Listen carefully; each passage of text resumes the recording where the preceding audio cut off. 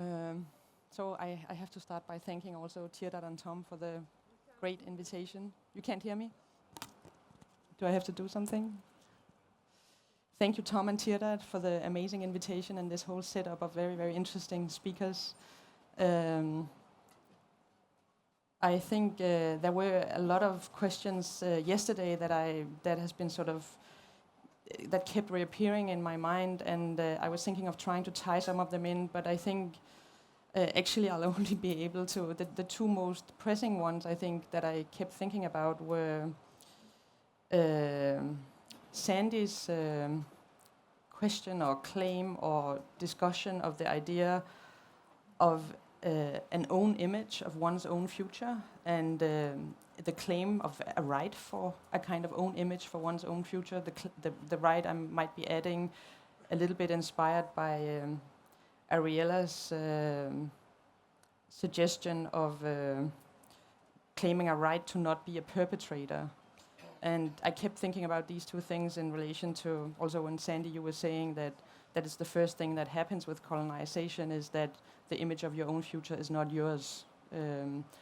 And with the terrible danger of taking things out of their context, which can be a very serious crime, I would nonetheless try to sort of, I felt they were very inspiring suggestions, and I will try to sort of see if we can tie them into the discussion today, at least in relation to these two great presentations also from Bassam, thank you, and Dominique. Oh, hi. I think two presentations that both place us very much in the shadow of modernity in different ways. I decided, since I'm an artist, a conceptual artist, I decided to speak, and I kind of improvised last night to use some footage I have from a project I've been working on. And I won't go through the project as such, but I'll just mention that it's filming a number of existing functional panoramas in Europe, but placing the camera off-center of the panorama, so that the camera breaks the perfect circle that is constructed by the panorama in order to appear as a world upon itself. In that sense, the video that I'm showing, it's just one out of several videos, but I'm showing something, a little clip of material, is depicting two landscapes. It's depicting one landscape as well as one landscape of spectators and their space, their bodies, knowledge, desires projected onto the space and the image. And I thought it could be interesting to use this footage in order to come back, maybe to also discuss an idea of spectatorship that is partaking in this discussion, I think. Ariela was mentioning yesterday how the spectators were described in relation to the idea of the human snapshot, or the history of man, sorry. I'll just say a few more words about the panorama. The panorama technique was patented as a technological invention, not as an art form, in 1787, which was the same time approximately as it was patented by an Irishman, and it was the same time as Jeremy Bentham was working on the idea of the panopticon. The panorama can be seen as a kind of prototype cinema, and it's often considered as one of the first instances of a mass medium, of a visual mass medium.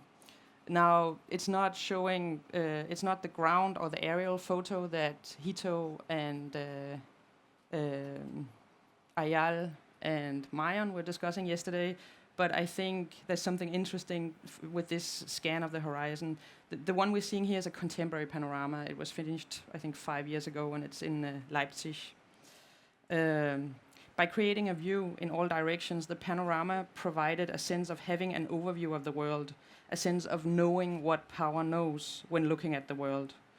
On the one hand side, a liberation or democratization of the mass viewers, but also placing the viewing subject, as a consumer of images, somebody who pays entry and goes in and watch this spectacle. The construction of an image becomes the construction of a space, and to conquer an image, you must first consume it. I think it questions a little bit to what does it mean to consume images? What does it mean to look? Keeping in mind Ariela's idea of the right not to be a perpetrator, what does it mean to look? And when one is placed in the middle of a constructed world of images and positions from where they're supposed to be seen, then how can one look at the world? Which images are presented, appear valuable, and what world do they teach us, and perhaps teach us to consume? Those are some of the questions related, now very generally, superficially to this footage that I would like to take on and cut to Bassam and Dominique's presentations that I think were very, very interesting.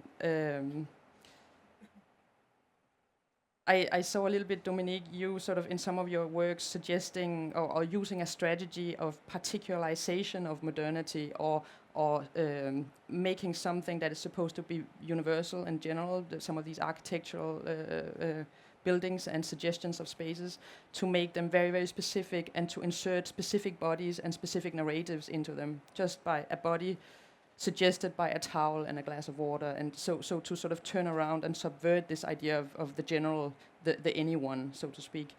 And I found it very, very interesting to listen to your ideas, Bassam, about contemporary art being a kind of paradoxical university living in the shadow of the modernist great idea of universality, ironically. And I think there are some very interesting questions there. Actually, I recognized very much when listening to you, Bassam, I recognized this idea of understanding art, or contemporary art, let's call it, as you did, an art that uses art history as a catalog that you can use freely. It's actually something I realized I've been telling my students to understand art history, not to be overwhelmed by it, but to understand it as a catalog. I've been using that very term as a catalog of ideas and possibilities and things to do, and either to take that catalog and use it as instruction manual or to add to it. And I found it, I had a moment of self-reflection when you were talking about it in this way, because I didn't realize, I hadn't made the same kind of observation that you're making. And then I started thinking, I'm a professor in so-called conceptual art, whatever that might mean today, but I started thinking about your timeline and thinking that it has, and especially when you showed the Boetti images, that it has overlaps with the emergence of conceptual art and this sort of questioning of the relationship between language and image or object, and the questioning of the power to name something, to nominate something, the sort of nominalizational, what's it called? Oh, I forgot the term. I'll come back to it. And I think that is very much the history that I find interesting with conceptual art, when the context, language, and the framework of art comes into play as well, because it puts forward also a question of the spectator and the reader. I'll make a quick jump to this idea of the universal, which I think I have to clarify how I would speak about. I would think about it as, in a sort of Lachlauian sense, as an empty signifier, which is, and there's always, like, understanding that there's always something particular that claims the status of being universal. So we always have a number of different universalisms, so to say, proposed to us, and some of them more powerful, becoming hegemonics than others. And I think in that sense, just today we can think about religions proposing very, very fundamentalist ideas, universalist ideas, from fundamentalist Christianity to fundamentalist Islam or Buddhism, or the nation-state system, or global capitalism as such, claiming the idea of universalism, claiming that it's possible to contain everything and represent everything. That's what I think global capitalism is indeed doing. Or the idea of the universal working class is also something that a notion we know of.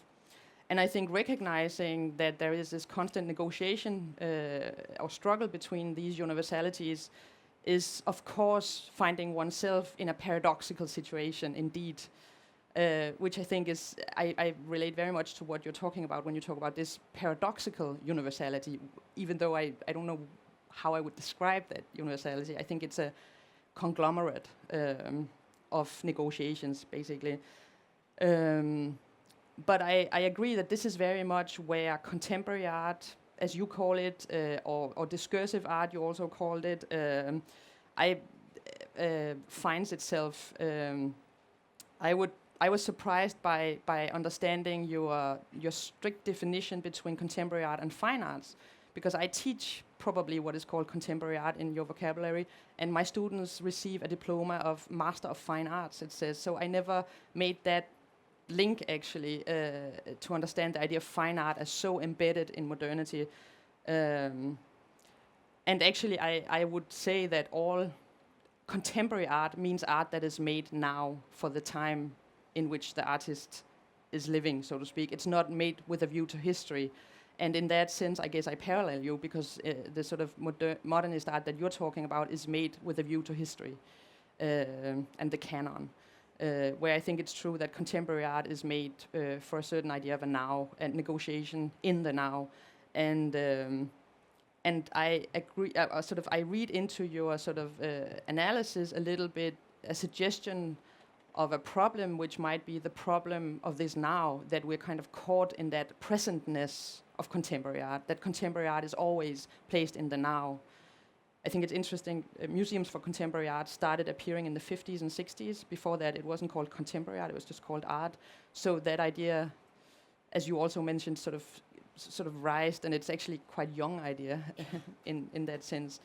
And maybe we are, as you are suggesting, in a sort of, what did you call it, a sort of hyper situation of that, caught in the now, in the presentness of contemporary art. And maybe, I think that is something as an artist, and something I recognize with a lot of artists I appreciate, I think look at specific instances in which different universalities are actualized. So it is about specificities, but specificities that are shown or investigated or subverted or intervened with in order to show how they are taken for granted a certain normalization, or a certain universality. And with that, I think as an artist, I always work between this idea of the specific, like you suggested with the glass of water and the towel, and the incredible general. Just calling oneself an artist is buying into this universality, that idea. And I was thinking a little bit about Sandy's suggesting yesterday, you sort of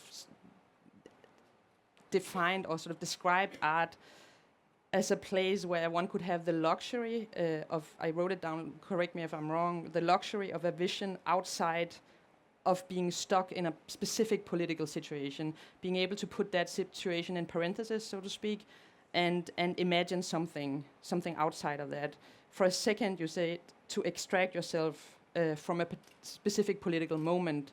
And I think there's something I was trying to find out that is double there. The presentness that contemporary art is always caught in a way, or working with, or has as a problem, not being able to suggest utopia for that, or whenever it does it, it's always very specific, singular utopias. And then your call for being, for the luxury to be able to extract oneself from being stuck in a certain way.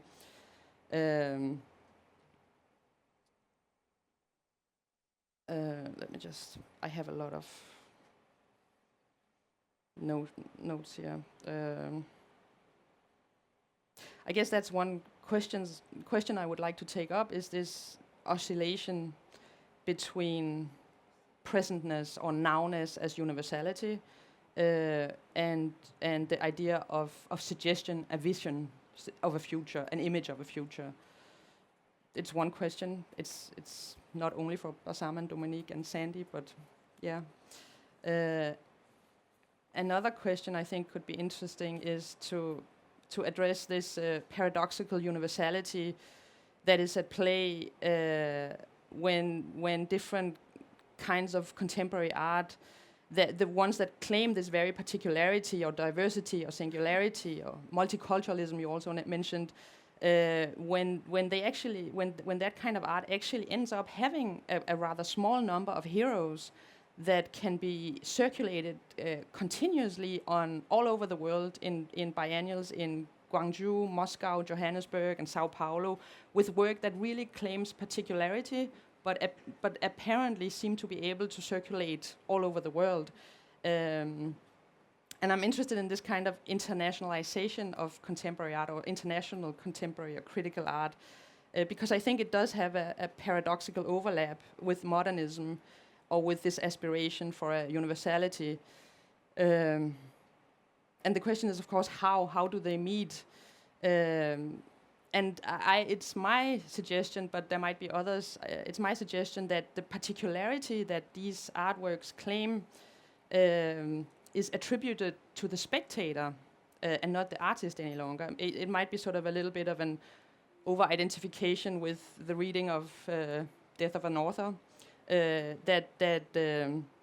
that one, I mean, to be very sort of radical, that one says to Sandy when she asks for an own image of the future, one says, but you can look at any image because it depends on you as a spectator, so to speak. I mean, that would be the very problematic answer, but sometimes it seems that that is implied in some of the ways that these contemporary artworks are circulating. And with that question to the idea of the spectator, I think it's interesting how you actually placed the young artist or the art student as also a spectator, somebody who's watching art history or watching art, so to speak. So I think there's an overlap there, producing from the point of view of a spectator, which also is what conceptual art is often doing. And I think it would be interesting to think about how spectators are addressed, how spectatorship is produced, in relation to this idea of a desire to see what power sees. This might have been very confusing, but I don't know if I see Ariella there, and I think it ties back into, or it could possibly tie back into this question of the right to not be a perpetrator. I really wanted to ask you, what might that entail? Not to look at photography, or is it the sort of idea of the snapshot, the human snapshot and universality? Is it the human that's the universalizer, or is it the snapshot, the camera, that's the universalizer? And where do we then become perpetrators, or can we avoid, so to speak? It also ties a little bit into Anselm's sort of anecdote on camera people, I guess. But not only the place of the camera, also the place of the spectator. How does one claim the right to an image of one's own future, to an own image of one's own future? Open. Yeah, of course, sorry, I forgot. I got tied up with my notes. Dominique and Bassam, please. Yeah, we can turn this off, I guess.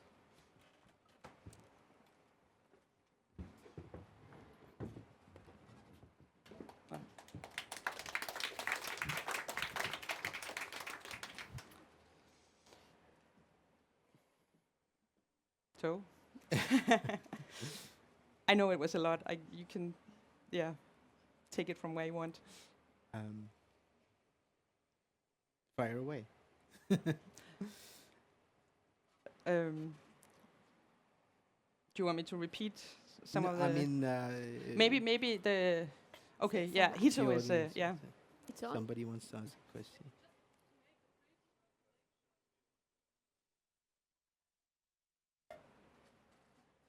Just maybe as a bridge in order to start the conversation, but I think that you, in your project actually of the off-center panorama, provided an almost perfect visual metaphor in order to think through Bassam's distinction between the old school European model universalism and the new paradoxical multiculturalist universalism. Why is that? You know, you had this diagram with these circles which were nested within each other. And I think this idea of the revolving panorama really resonates with that. So if we compare the revolving 360-degree panorama with the idea of European style old school universalism, which constructs a common horizon, a common view, a centered subject, individuality, and so on, then I think the idea, your idea of the multiculturalist paradoxical universalism is a number, you know, of 360 degrees panoramic cameras which are constructing their own singular universes, which are hardly communicating with each other, except that they surveil all the production of all the other ones, you know. They are off-centered and they capture themselves, but they also capture the backstage of all the other ones. So it is this multitude of revolving 360 degrees panoramic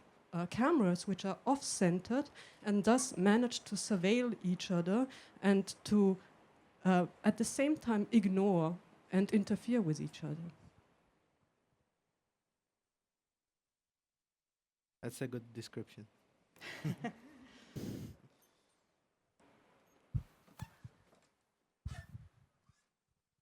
I have a question to Bassam, actually. I hope that it will not appear naive, but I can't stand myself from asking it. Lately, you know, normally the regimes, and this also happens with Arafat, it's not only regimes, but also the liberation movement, likes to have an artist that in somehow, you know, they have 2 or 3 very good friends artists that normally they are nearby them, and in somehow they have all these portraits in their palaces and here and there. So in somehow the regimes would, I would say that they like fine art. They can identify themselves with, and when you also speak about people that have more access to this, and I think that also regimes in somehow use, as they use architecture, they use also fine art in order to in somehow design for themselves a kind of image, if we want to return back to the image. And I would like to ask you, how do you feel with the collapse of the regime right now in Egypt?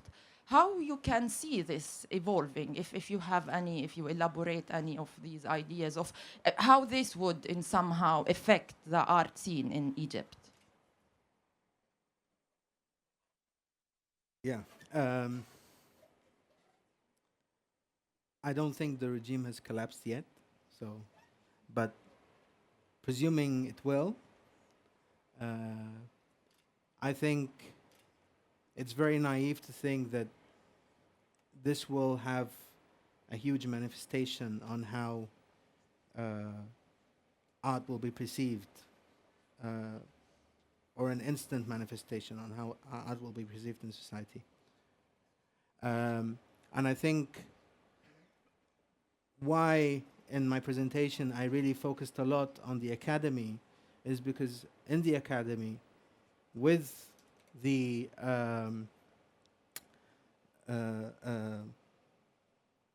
sculpting of perception and the kind of coordination of how one is to perceive art and art history specifically, lies the problem.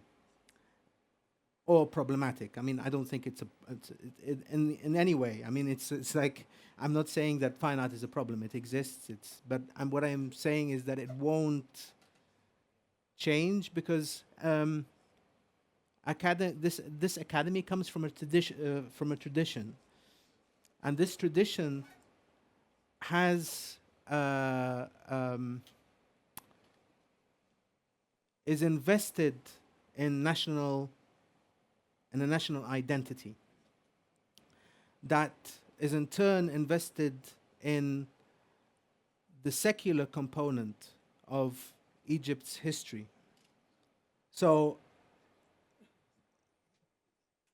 let me try and elaborate on that. For example,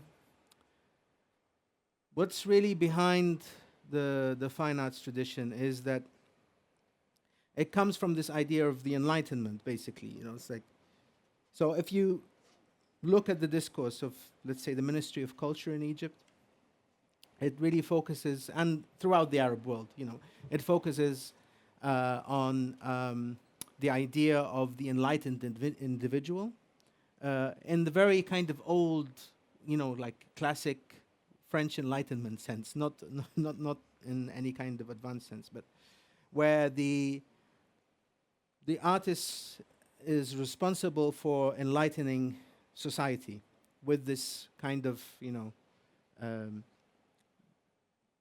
with the universalism that comes out of his soul. And there's a presumption that, he should not only just create the work, but also explain it to the people and explain its aesthetics and explain where it comes from and what it's related to. This construct, historically in Egypt, started in the 20s, 1918 to be specific, with the opening of the first Fine Arts Academy in Cairo. And of course it was related to, this kind of idea of modernization. So the Enlightenment as a source for developing a discourse of modernization. And it's embedded in history. And it has rootedness in Egyptian society. Whereas contemporary art doesn't have that kind of rootedness. Like the example I gave, if you talk to a man or a woman on the street and you say, like, what's for art, you for art, what's your understanding of art? What's the first image that comes to your mind when you think about? They would either not know anything at all, or if they do, they would say Picasso. Yeah, I mean, he's the archetype. He's the enlightened, the strong man of individuality and universality. But they would never say any artist that is related to. They don't even know that contemporary art exists, because, like I said, contemporary art doesn't really register in the life world. This Husserlian, Habermasian idea of a life world. The world before we kind of philosophize it. Or before we theorize it. The free-flowing ideas in society. This has an embeddedness. Fine art has an embeddedness in society, whereas contemporary art does not. So contemporary art is related in countries such as Egypt. It's in most scenarios, the artist is much better known outside of the country than they are inside of the country, which tells you a lot about how the system works. The multiculturalist universalism system. So I think things won't change because the academy will carry on. In the academy, if you go to, I was there a few weeks ago. To see the graduation projects, and it's like it's like nothing happened. It's not going to change because there are generations upon generations of this tradition. Like the professor teaches the student becomes an instructor, the instructor becomes, and it's like it's endless. So I think. For me, recently I was with friends in Beirut, and we were talking about, how to change things. And I said, basically, with the construct of multicultural universality, we're encouraged to think in this logic of the non-informal, the alternative in our localities. So, like a person like me establishes Alexandria Contemporary Arts Forum as a alternative to, the art institutions that are run by the country, by the state. I do a little bit of education. I do a little bit of exhibitions. I try and get this discourse going. Yeah. But if I really want to make a difference, I think there is no escaping, just going and taking over the academy. I mean, for me, this is the this is the ultimate, to become the voice, to become the power. And I'm not a power-hungry person, but I think, talking in a logical sense, I can see no way of, kind of infiltrating a discourse without actually having the legitimacy of the life world. And the legitimacy of the life world comes from having being the voice, being the official voice. And I think this is the case all over the Arab world, because our institutional history is based on that. I had a quick question for both artists, but particularly for Dominique, since Katya had a chance to respond to Bassam. I'd be curious how the artists would respond to this very strict taxonomy that the curator sitting between you has set up. And particularly Dominique, what has been talked about now really touches on key moments in your practice, working internationally, being expected to produce work that is somehow site-specific in content, but somehow universal in form. Would you like to respond to how this conversation has been evolving? What did you think of these categories which have been offered?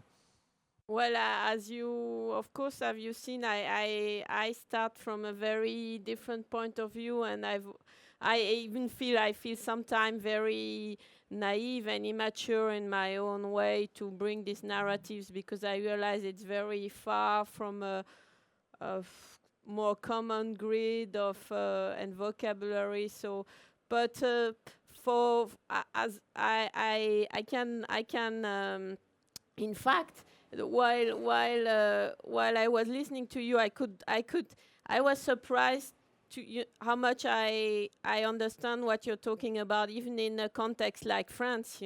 An academy like the Beaux-Arts de Paris is still very close to that. So in fact, it's strange to realize that it's not so.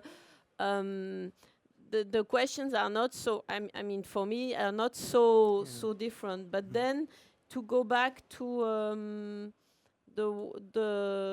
I always, although I'm a big, I read a lot of theory, and I'm very, I like to, but I'm also always a very,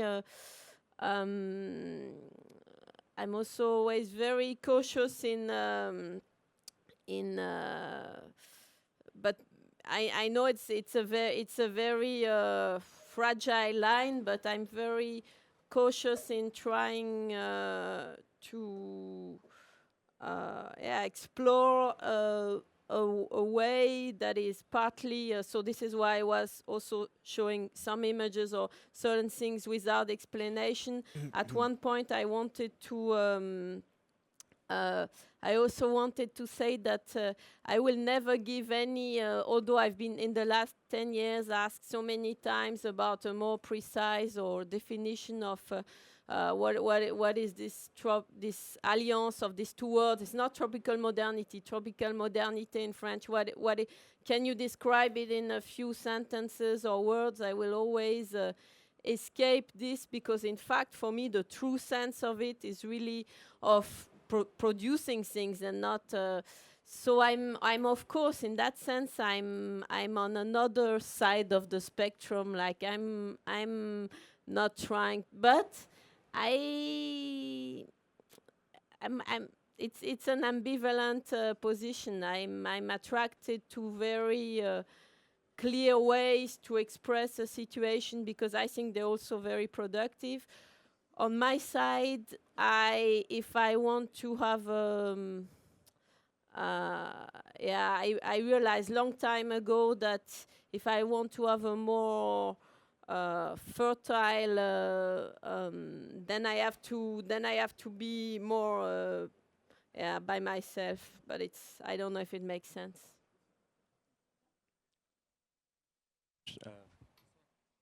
Hello. Yeah. Hello. I had a question to I think we follow have- up from that for Dominique. It's a question that concerns the problem of historicism, which is, when I think about historicism in the 19th century, it seems like it involves a kind of pedantic reverence or adulation of previous styles. So in architecture, you witness a love of Greek or Roman architecture, and in painting, you would see an interest in Raphael or something. And then it seems like in the later part of the 19th century, there was a crisis of historicism that led to modernism and certain avant-gardes. And what I'm wondering is, with in the early, well, I guess from around 1990 to the maybe early 2000s, it seems like there's a kind of revival of historicism where artists such as yourself and others are kind of, I don't know if reverence or adulation are the right words, but it seems like instead of the Greeks or the Romans or the Renaissance, you're taking up reverence towards modernisms that perhaps fell outside of the in architecture or film, such as the new wave. So they're not directly within the artistic modernist canon. I mean, they're very famous works, obviously. So yeah, I'm wondering. You said you have a kind of ambivalent relation to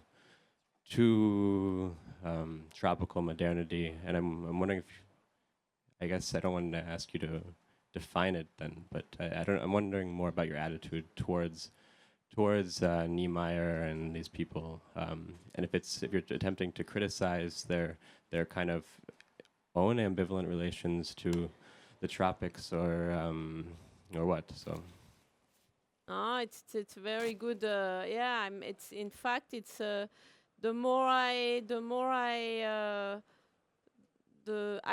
through showing the different steps, like the first Tropicale Modernité, then tropicalization, and the last project, I was also showing for me the growing complexity of the question, in fact. So when very early on I went to Xandiga in Brasilia, and in a quest of finding maybe the origins of my own, 'cause I grew up in a modernist neighborhood in France, inspired by Le Corbusier's idea. And after traveling for a long time, I realized how much I was looking for understanding my own aesthetics, desires through this growing up in this architectural context, and what I could learn from going through these cities. And in fact, I was the first time in Brazil, when I was confronted to Brazilians very angry at Niemeyer and very upset by his authoritarian and even more by the fact that he had preempted most of the. It was a first interesting shock between a kind of for me like fascination going back to my to a childhood pleasure of growing up in this architecture, which I still think is very stimulating, also in terms of an artistic future. So in fact, I have no doubt that a lot of what I search, produce, is totally linked to this very early shaping by this architecture.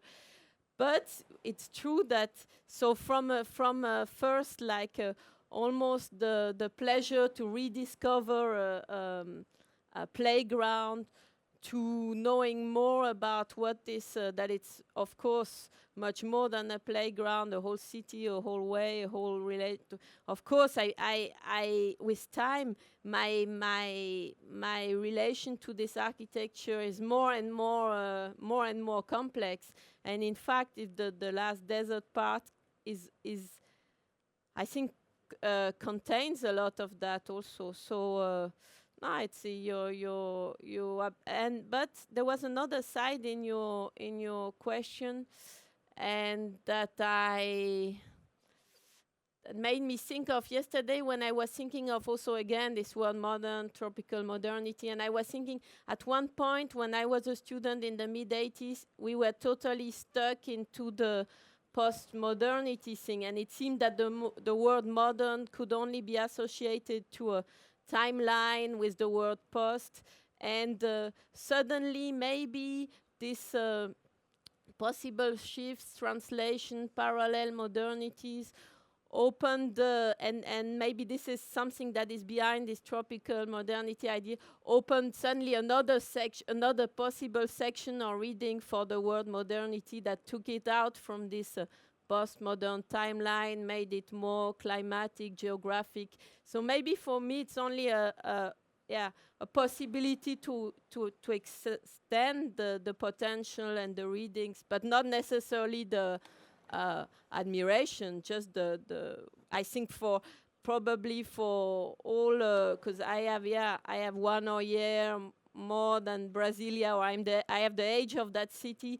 So for me, it will always be a part of my thinking. So, but as I say, it's getting more and more. The relation is getting more and more complex and ambivalent. Sort of a struggle for mics here. But maybe it's just a comment to what you just said, and also a question to all of you, because I think there is a large discussion of multiple modernities today, of transcultural modernism. And actually, I think that's also a line in which your work is embedded, and actually mine as well. So there is kind of an idea that there was already a particular approach to modernism, that was not just one language, and that one cannot argue just from a homogenizing project, because it had been locally appropriated. People did something with it.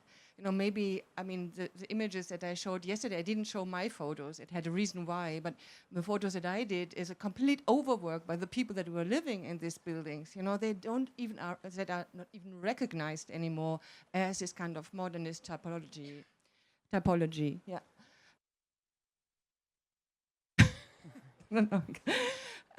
But I have a little bit a problem with this distinction between fine art and contemporary art. And I'm saying so because your model, Bassam, could also read as an explanation of modernism and postmodernism. This is a question, maybe to us all, what is this notion of contemporary art? Is contemporary art a signifier that steps out of postmodernity or not?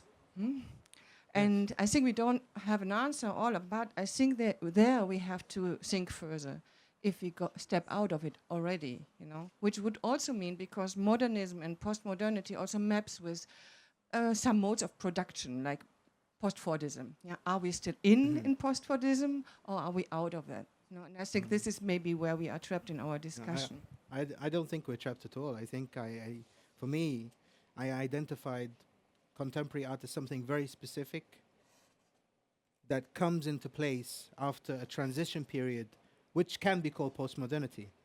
So contemporary art is postmodernity, and it's that because it accomplishes the complete transition from the identification with the catalogue and the universality of the kind of old school European universality into this transition of the archive and knowledge production. So postmodernism was not knowledge production. The moment when art becomes knowledge production is the moment of the contemporary. So I think for me it's very clear. It's a distinct. When I say contemporary art, I mean something very specific. And I think if my reading is correct, it has that moment of a final transition or a final shift into something that we can call contemporary art. Yes. Okay. Yes, it's also about the dividing line between fine arts and contemporary art. I do agree totally with what was just said about the fact that postmodernism was on a timeline that keep going from the modernism to postmodernism, and that something happened really when postmodernism became art contemporain, which is something completely different. And I think that the fact that you explain that it has to do with the production of knowledge is something that I can agree with. Anyway, I mean, the issue is has been introduced, I think, in Europe by Hans Belting with the book he wrote about l'histoire de l'art est-elle finie, and telling that the history of art might be finished, but at the same time that art also could be finished. You can read it both sides. I mean, it's either history or art itself which is finished. So from that develops something which is totally different now, but in 1 century from now, who knows what it becomes. And I would like to say about contemporary art that something which is extremely interesting about it is the fact that it produces knowledge, but it produces knowledge in relation with other knowledges. That's extremely interesting. It's interdisciplinarity that comes into art, and this is extremely important. And with a work like the one of Dominique Gonzalez-Foerster, I mean, you see, you have literature that comes, movies that come, you have architecture that comes inside. So these diverse knowledges, different knowledges, come together in order to produce a work which is her work.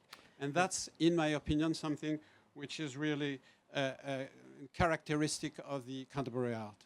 But if I can just add, I think for contemporary art, the illusion of producing knowledge is more important than the actual production of knowledge. I think that's for me, that's the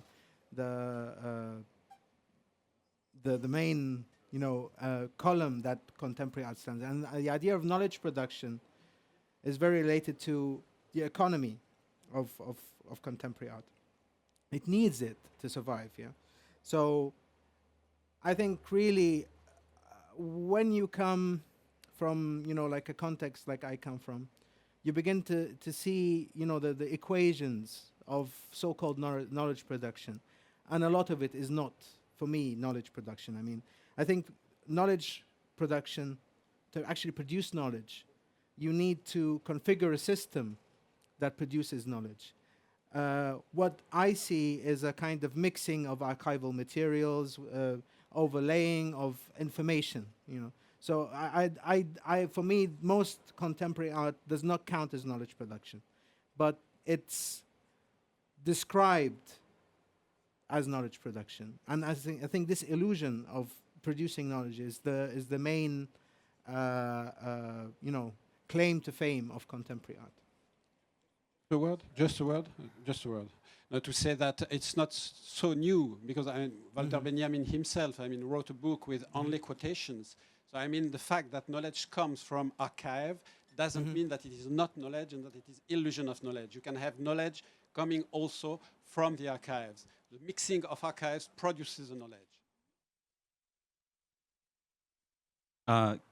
Well, just to follow that point, I want to continue putting the heat on you, Bassam, because I think you kind of proposed concepts which are provocative and sort of demand response.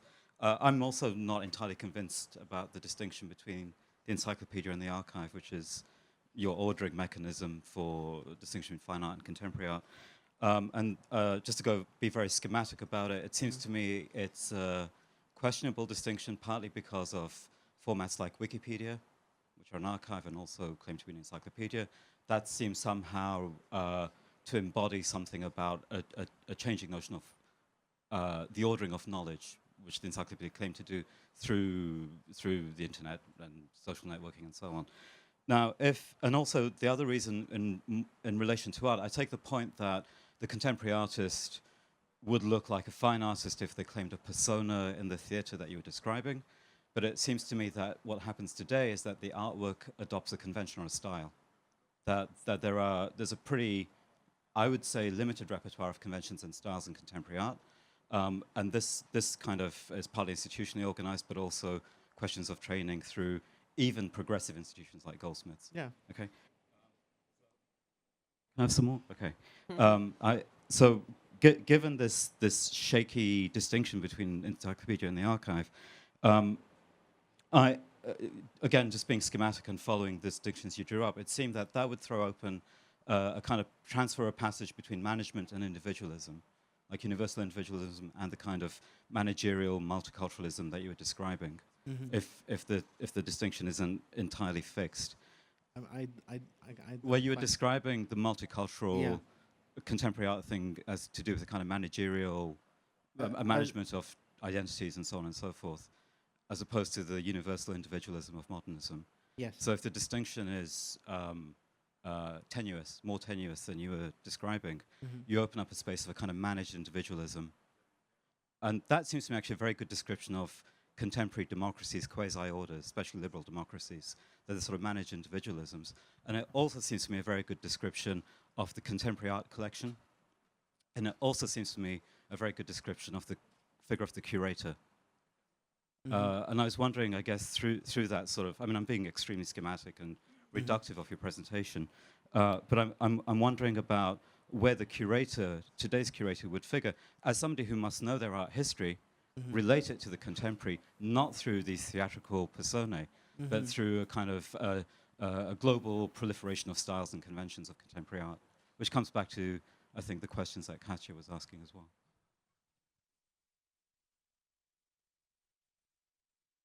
Could I?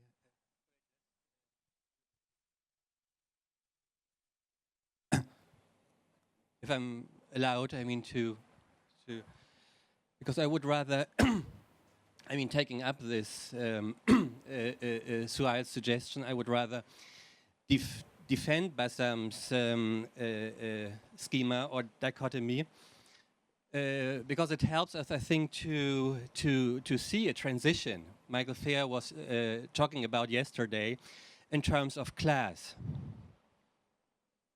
I mean, you had a national bourgeoisie tied to a certain notion of modernity and to a notion of fine art, as you explained it quite well. And this national modernity, this national bourgeoisie was capable to communicate a certain idea of art, Picasso, Paul Klee, even in non-Western cultural geographies. Now, I mean, to continue on this schematic line, you have what the French sociologist Robert Castel has called the hyperbourgeois, a global bourgeoisie. And this kind of global bourgeoisie is no longer attached to a nation state. But those are people who are educated at Harvard, and then they live in Tokyo for 3 years, and then they go to Sao Paulo. And a guy like Bernardo Paz, who is running Inhotim, for example, is an example of this kind of collector's class, where the art fair and the collection functions as a kind of global salon for this kind of class building, with the contemporary curator as a kind of pimp who is negotiating the interests of this class with the legitimate demands of certain artists. So I think in this regard, your scheme makes sense. And as soon as Egypt will breed this kind of global bourgeois, you will have an influx, of course, of those contemporary art strategies and education models.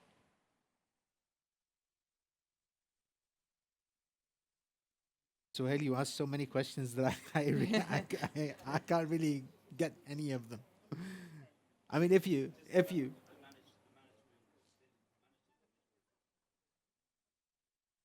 to manage At the core, five.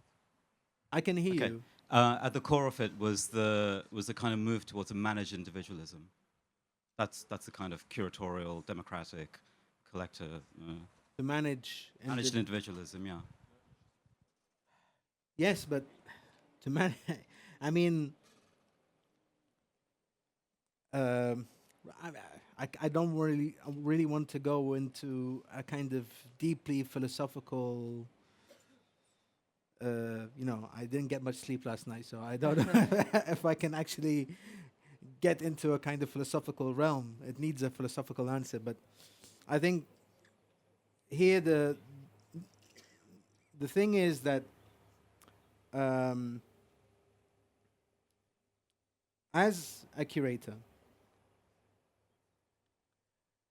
which, for me, I always consider myself more as somebody who's not anything, but who happens to be sometimes a curator. I